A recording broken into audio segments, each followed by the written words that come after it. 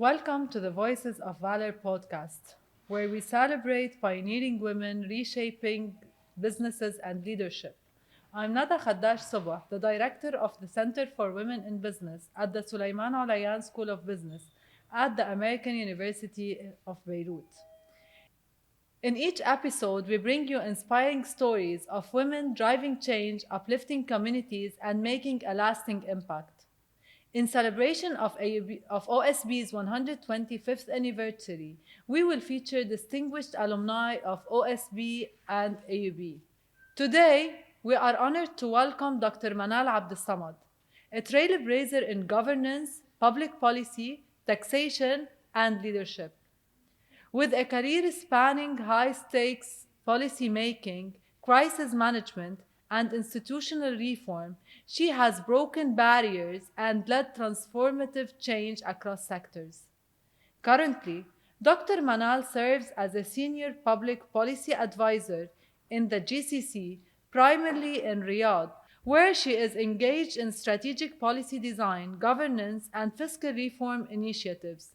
She is also a lecturer at the top universities in Lebanon and the region, shaping the minds of future leaders in public policy and governance. Her expertise spans taxation, AI driven financial policies, ESG and sustainability, public budgeting, strategic communication, leadership, and change management. She has held pivotal roles, including Minister of Information in 2020-2021, where she led Lebanon through an era of unprecedented crisis. The COVID 19 pandemic, the Beirut explosion, and the severe economic turmoil. Prior to that, she played a crucial role in fiscal reforms as head of several key departments at the Taxation Administration in Lebanon's Ministry of Finance, leading initiatives in tax policies, legislations, auditing, and transparency. Dr. Manal actively contributes to Women Leaders in Tax Transparency, a program under OECD advocating for gender inclusivity in global tax policymaking. Beyond her governmental and international roles, she is a sought after speaker at major regional conferences where she shares insights on governance, economic reform, and leadership. Her academic credentials are equally distinguished. She holds a PhD in law from the Sorbonne University with high distinction and congratulations of the jury, and an MBA from the American University of Beirut with high distinction as well, and Beta Gamma Sigma recognition. Her academic excellence laid the foundation of her leadership in fiscal policy, public sector reform, and governance. Dr. Manal is not just a leader, she is a visionary who continues to pave the way for women in governance and policymaking, proving that resilience, intellect, and purpose can break any barrier. Her journey is a testament to the power of leadership, and today she will share her insights, challenges, and the lessons that have defined her path. Welcome, Dr. Manal. We're glad to have you. Thank you, Dr. Nada, for having me here, and I'm proud to return to my alma mater and be around these students and these classes where I used to study. You're most welcome. Since our focus today is mainly on women support or women issues and the tools through which women can overcome the pitfalls throughout their career trajectory, can you tell us a little bit about your role at G100 Global Chair? Thank you for this question. Actually, the G100 Global Chair in Taxation and Incentives is not just a title. I think it's a recognition for the whole experience and the whole success that I had along my way to get there. And definitely we had a role to spread awareness about women responsibility and women role in society to ensure that we bridge the gap when it comes to taxation systems, to taxation policies, even in tax administrations where women are not well represented. So our focus was to highlight on the significance of having women at the table, not only represented by a certain title or position, but also be represented by decision making and her voice being heard. And definitely it led to an extent where we had ears to listen, and we had some actions that led also to some reform in this respect. You have previously discussed the disparity in gender balance regarding taxation rights and obligations. As this is your main career focus as a trainer and a policy advisor in all issues related to the taxation, what are your achievements to break the ceiling, and what role do you think women can play in closing the gap that you mentioned, whether at the governance or at the policy making or at the civil or societal one? And how do you think this is achievable? Actually, we always talk about the glass ceiling, and we have to break the glass ceiling. But now we have a new business model, and women need to restructure the building. So it's about restructuring the building and having a new role of both women and men based on the transformation that's taking place. Being a tax expert, having more than 27-year experience in taxation, in shaping tax policies, and in sitting at the table of the policy makers when it comes also to tax policies and procedures, we found that a lot of disparity is taking place in tax provisions, especially when women entrepreneurs want to pursue their entrepreneurship path. They find some obstacles. They are not well supported. They don't have the incentives to start their own businesses. And even if you talk about tax administration representation and other industries or other businesses in the public and the private sector, we find that women are not well represented. We can take the example in Lebanon. By showing some figures about the parliament. For example, we have representation not exceeding 6%. The municipalities where we have elections now in the coming weeks, also representation is not exceeding 5%. If you see students that are graduating from universities, we have 55% of students are women. However, at the marketplace, they do not exceed 25%. So we have 30% gap between the women who study and women who graduate and then go to the workplace. If you see the women who run for national elections or for presidential elections or for parliamentary elections, we find that also these women do not exceed 7%.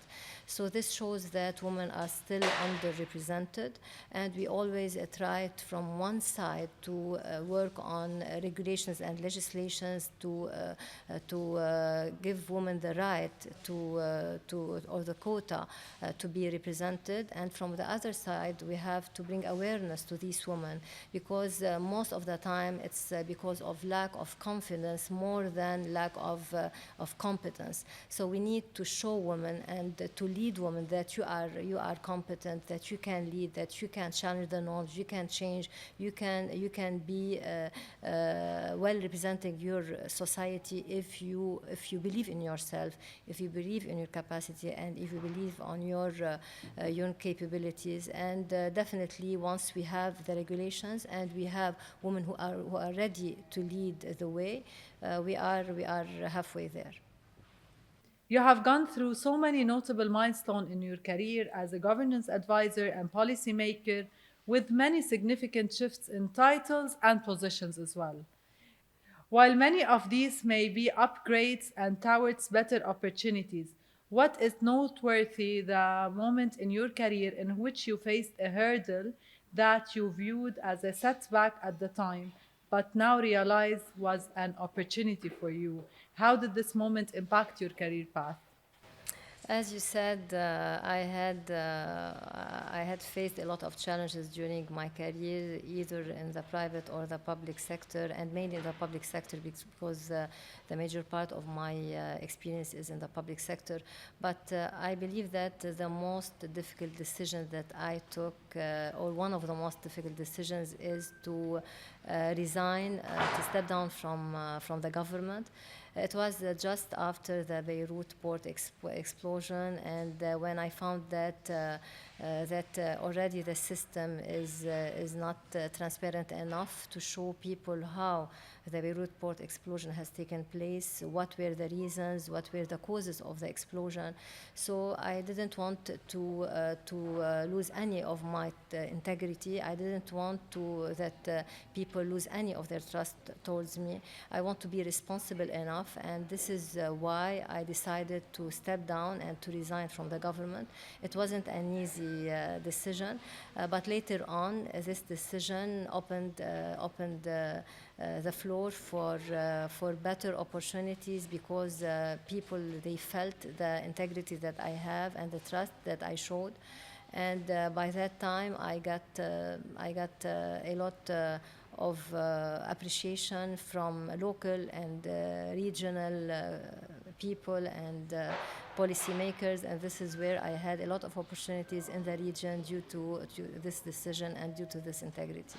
Back then, you were holding the position of a Yes, as a Minister of Information, it was around 2 years, but I think just a few months after our appointment, the Beirut explosion took place, among other challenges like COVID-19, like the economic turmoil. So all these, they were really a great hurdle on our backs, but we managed to handle this right with, as I mentioned, with resilience, with integrity, with transparency, until the Beirut explosion came up, and where we didn't have any answer to say, especially as spokesperson of the government. I have to face the audience, I have to face the media, I have to answer their questions about what were the causes of this explosion. So I decided to step down because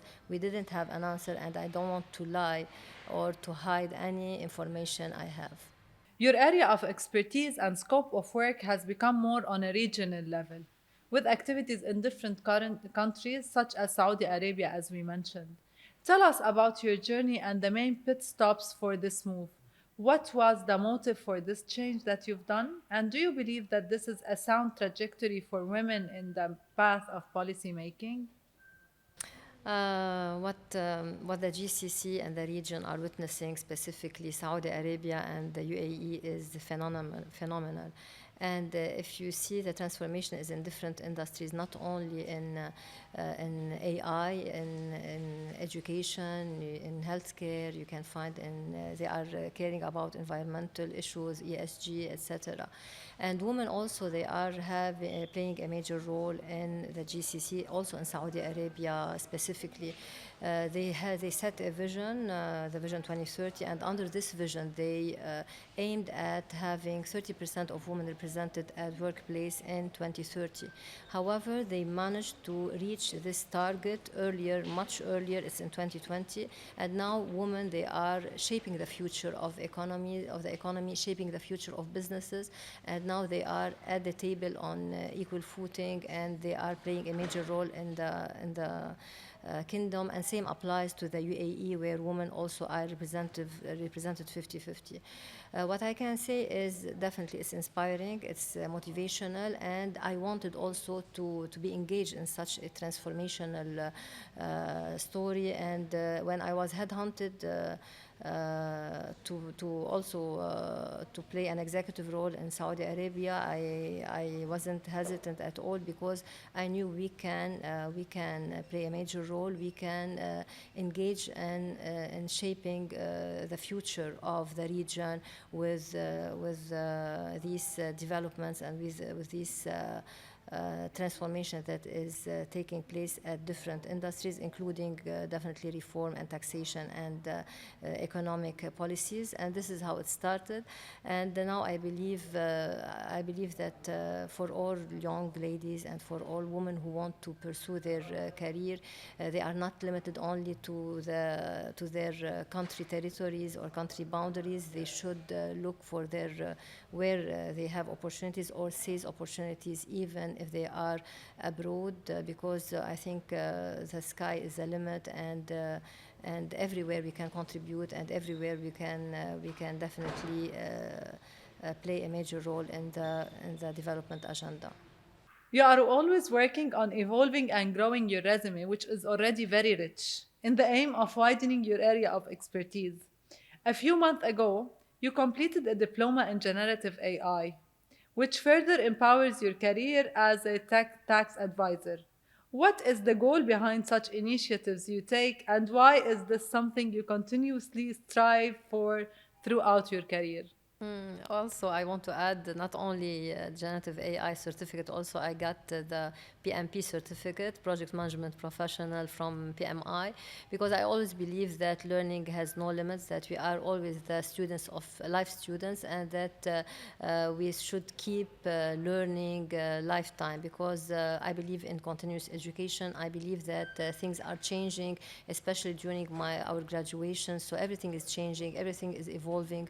So if we don't keep advancing and keep learning and keep this education coming, I think we will stay behind. We will not pursue the opportunities that are in the market, and we will not be able also to lead in the time of this transformation. So I urge everybody to keep learning, and especially following these new trends and sustainability and AI and environmental change. Especially now we have the zero carbon agenda in the region. So we need to follow these agendas, and we need to learn in order to teach them and then to lead the future. That's inspiring. In a keynote speech that you gave at the IHR Council, you listed 6 rules that you believe everyone should follow in life. In a country that is always or almost unsettled and changing, the rule of let us rise as leaders who don't just adapt to change but initiate it is especially pertinent.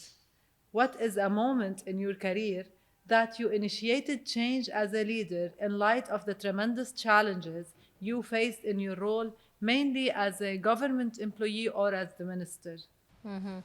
Change, Dr. Nada, is a keyword in our life. Change, as we say, is inevitable. Change is constant, but growth is optional. So we have to, in order to grow, we have to set the right goals, and we have to aim at reaching them with all our perseverance, resilience, passion, and determination. I faced a lot of changing situations. I faced a lot of change in my life, and maybe the major change that really had an impact on my performance and on the results and on the society was also during my tenure as Minister of Information, where I came to a world, to a system that is full of, let's say, inefficiencies. We had rampant misinformation and disinformation.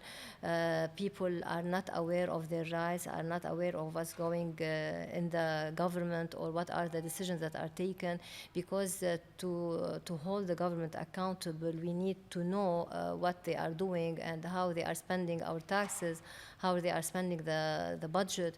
So we need to have this information. So I wanted to make this change because we always say that change for if it doesn't have if it doesn't benefit people, or if it doesn't have any impact on people, it's meaningless. So my purpose was to have an impact on people and to help people know and be transparent. And this is where I started to conduct and create some campaigns for access to information, for transparency, for open budget, and even for awareness about people's rights, about what we are doing and how we are managing the budget. And people liked this transparency, and they trusted more what we are doing. Also, we worked on empowering journalists, on training them on their rights, on fighting censorship, on also having the voices loud, not to be impeded by any challenges that they are facing. And I think this change reaped a great fruit, and people trusted what we were doing. We were more transparent. The government was open to any accountable matters, and I think this is our role to work with integrity and to work with transparency. While we discuss your career, it's imperative that we visit your time in the Lebanese cabinet. As a member of that cabinet, mainly as the Minister of Information, what can you tell us defining your time as the minister in relevance to your career, as it was at peak of instability and very volatile period in Lebanon? To be honest, yes, it was the peak in everything, because we were squeezed as a government between the population demonstrations, the people demonstrations, and people anger due to the economic unrest and turmoil. With the vested interest, also people who were also keep pushing and attacking the government, and we had the media that most of it were against the government. So it was a very hard time, but I always say that if you have a mission, if you lead with integrity, if you know what you are doing, if you have a name, people will trust your words, and definitely they will trust you, and they will follow your pace, and you will inspire many to lead in times of crisis. And I think leadership shines, and leaders shines in times of crisis. What we did is I tried to focus not on the black that we had around us. I tried to create a certain white spots inside this black, so that people can witness these white spots, which are the reforms that we are doing, and people can support this agenda and can help us pursue what our objectives. And I think it's not only formal, it's inspirational for all of people who witnessed the situation by that time, and who watched our acts. And it's always by acts and not by words that people will trust you. Dr. Manal, just like we want from you some memories that you have taken from your presence at AUB, but as a student back then, what are the main lessons that you took with you? What do you remember, especially mainly being at OSB as well? Can you just like give us some insights about that time? Yes, I spent a wonderful time at AUB, at OSB specifically as a student, and later on as a teacher. At OSB and at PSBA, I learned a lot, and I think here where we gain the values, here where we learn the core values in our life, to respect each other, to be open to differences in opinions, to be diplomatic in dealing with others, and on top of all, to keep learning, because knowledge is our weapon, and the change is inevitable. So we always keep learning, to keep thriving. And I learned that resilience also is very important. Resilience also is our superpower. Everything related to these core values we learn from school, from the university, and OSB. I owe OSB a lot in this respect. When I turned to the other side as a teacher at OSB, also I tried to share my experience, because the experience is more tangible, is more hands-on about the know-how, about dealing with people. It's not only about dealing with problems, you have to deal with people, and every time you go up the scale, your problems are more behavioral than technical. So it's very important to share these leadership skills with our students, whatever the major is, whatever the course is. It's about technical skills and leadership skills that are required everywhere. And the main lesson that I always spread is that communication is as important as policy decision making. So I think communication plays a major role in contributing to being heard, to being also represented in the society in a good way, and to have an impact on the society. That's interesting. What is one piece of advice you would give yourself back in your time as a student at AUB that any young woman at the beginning of her career could also hold on to? The piece of advice that I give to myself and to every young woman is keep going. Is always start from now. Not only look at the future, also try to make difference at any time. There's no right time. Every time is the right time. As long as you start, you are halfway there. I can say that don't use obstacles as barriers for your path.